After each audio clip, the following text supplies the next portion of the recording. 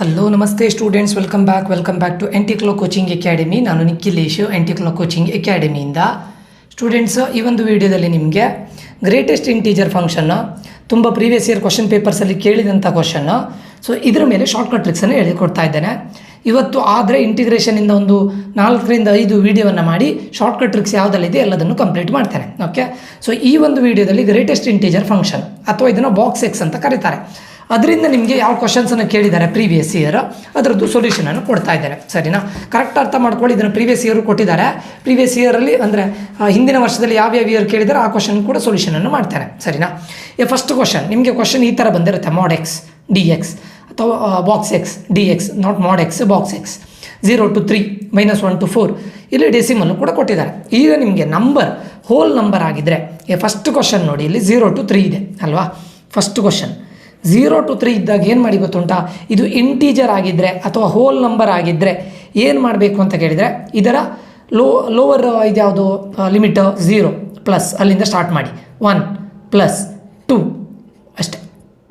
Upper ಲಿಮಿಟನ್ನು include ಮಾಡಲಿಕ್ಕಿಲ್ಲ. ಯಾವಾಗ ಇದು ಇಂಟೀಜರ್ಸ್ ಆಗಿದ್ದರೆ, ನಿಮಗೆ ಲೋವರ್ ಲಿಮಿಟ್ ಮತ್ತು ಅಪ್ಪರ್ ಲಿಮಿಟ್ ಇಂಟೀಜರ್ಸ್ ಆಗಿದ್ದರೆ ಇದರ ಅಪ್ಪರ್ ಲಿಮಿಟನ್ನು ನೀವು ಇನ್ಕ್ಲೂಡ್ ಮಾಡಲಿಕ್ಕಿಲ್ಲ. ಆಯಿತಾ?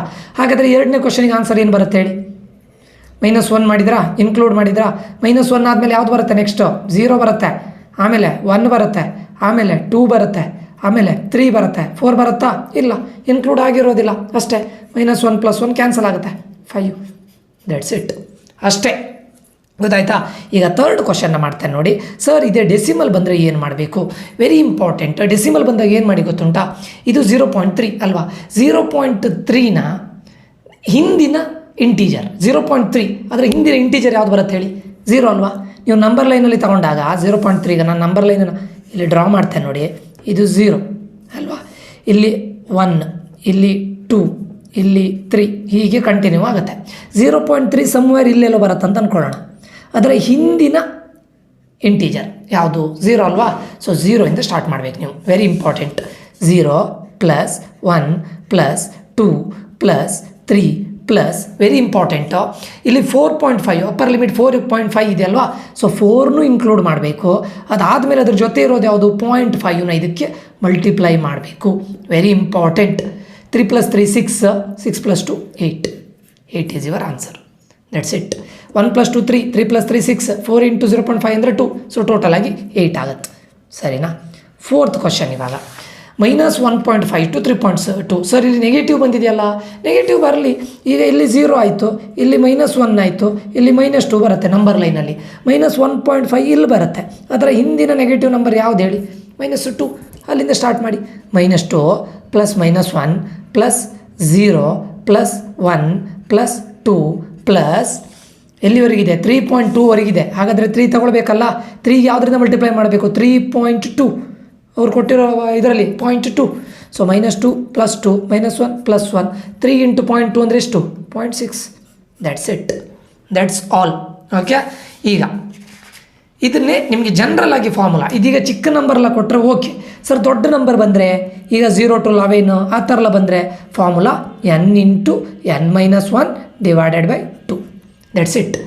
ಈಗ ಬಾಕ್ಸ್ ಎಕ್ಸ್ ಬಂದರೆ ಅಥವಾ ಗ್ರೇಟೆಸ್ಟ್ ಇಂಟೀಜರ್ ಫಂಕ್ಷನ್ ಬಂದು ನಿಮಗೆ ದೊಡ್ಡ ನಂಬರ್ ಬಂದರೆ, ಸ್ವಲ್ಪ ದೊಡ್ಡ ನಂಬರ್ ಬಂದರೆ ಏನು ಮಾಡಬೇಕು ಸರ್? ಆವಾಗ n × n-1/2. This is the formula. ಈಗ ನಿಮಗೆ ಪ್ರೀವಿಯಸ್ ಇಯರ್ ಇದು ಮಾಡಿ ತೋರಿಸ್ತೇನೆ ನೋಡಿ. ಪ್ರೀವಿಯಸ್ ಇಯರ್ ಕೇಳಿದಂಥ ಕ್ವಶನ್ಸನ್ನು ನಿಮ್ಗೆ ಇದು ಮಾಡಿ ತೋರಿಸ್ತೇನೆ ನೋಡಿ. If box s is equals to greatest integer function not greater than x, then 0 to 11. ಇದು ಪ್ರೀವಿಯಸ್ ಇಯರ್ಲಿ ಕೇಳಿದಂಥ ಕ್ವಶನ್ಸ್ಗಳು KCET 2011, 22 ಮತ್ತು ಇನ್ನೊಂದು 2017. ಸರಿನಾ? ಈಗ ಏನು ಹೇಳಿದ್ದಾರೆ? ಗ್ರೇಟೆಸ್ಟ್ ಇಂಟೀಜರ್ ಫಂಕ್ಷನ್ ಅಂತ ಹೇಳಿದ್ದಾರೆ. 0 to 11 ಅಂತ ಹೇಳಿದ್ದಾರೆ. ಅಪ್ಪರ್ ಲಿಮಿಟ್ ಏನು? ಈಗ 0 to 11 ಇದು ನಿಮ್ಮ n ಆಗುತ್ತೆ. ಫಾರ್ಮುಲಾ ಏನು? n × n-1 / 2. n ಅಂದ್ರೇನು? 11. 11 × 11-1 / 2. 11 × 10 / 2. 2 1s, 2 5s. ಆನ್ಸರ್ ಎಷ್ಟು? 55. That's it, 55. So answer 55. ಸರಿನಾ? ಈ ನೆಕ್ಸ್ಟ್ ಕ್ವಶನ್ ನೋಡಿ. mod x greatest integer function, then 0 to 8 ಅಂತ ಹೇಳಿದ್ದಾರೆ. ಫಾರ್ಮುಲಾ ಏನು? n × n-1/2. n ಅಂದ್ರೇನು? Upper limit 8. 8 × 7 / 2. 2 1s, 2 4s, 7 4s ಎಷ್ಟು? 28. That's it. ನೆಕ್ಸ್ಟ್ ಕ್ವಶನ್ ನೋಡಿ. 0.22 3.5 ಇಲ್ಲಿಗೆ ಡೆಸಿಮಲ್ ಬಂದಿದೆ. ಡೆಸಿಮಲ್ ಬಂದಾಗ ನೀವೇನು ಮಾಡಬೇಕಂತ ಹೇಳಿದ್ದೇನೆ, ನಾನು ಪ್ರೀವಿಯಸ್ ಹೇಳಿ ಕೊಟ್ಟಿದ್ದೆ ನೋಡಿ, ಅದನ್ನೇ ಫಾಲೋ ಮಾಡಬೇಕು. 0.2 ಅಂತ ಹೇಳಿದ್ದೇನೆ, ಎಲ್ಲಿಂದ ಸ್ಟಾರ್ಟ್ ಮಾಡಬೇಕು ನಾವು, 0 ಇಂದ ಸ್ಟಾರ್ಟ್ ಮಾಡಬೇಕು. ಲೆಫ್ಟ್ ಸೈಡ್ +1 +2 +3 3ಗೆ ಎಷ್ಟರಿಂದ ಮಲ್ಟಿಪ್ಲೈ ಮಾಡಬೇಕು, 3.5 ಬಂದರೆ 0.5 ದಟ್ಸ್ ಇಟ್.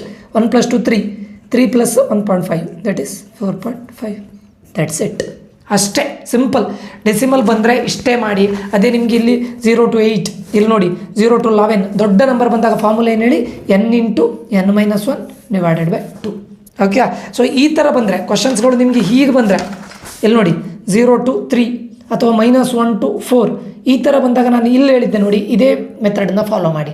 ಅದೇ ನಿಮಗೆ 0 to 10 0 to 30 0 to 40 ಆ ಥರ ಬಂದಾಗ n × n-1 / 2. ಡೆಸಿಮಲ್ ಬಂದಾಗ ಏನಂತ ಹೇಳಿದ್ದೇನೆ, ಇದರದ್ದು ಲೆಫ್ಟ್ ಸೈಡ್ 0 +1 +2 +3 +4 4ಗೆ ಇಲ್ಲಿ ಉಳಿದಂಥ ಡೆಸಿಮಲ್ನ ಮಲ್ಟಿಪ್ಲೈ ಮಾಡಿ ಆನ್ಸರ್ನ ಬರಿಬೇಕು. That's it. ಇದು ನಿಮ್ಮ ಯಾವುದರಿಂದ ಗ್ರೇಟೆಸ್ಟ್ ಇಂಟೀಜರ್ ಫಂಕ್ಷನ್. ಪ್ರೀವಿಯಸ್ ಇಯರ್ಲಿ ಕ್ವಶನ್ಸನ್ನು ಕೇಳಿದ್ದಾರೆ.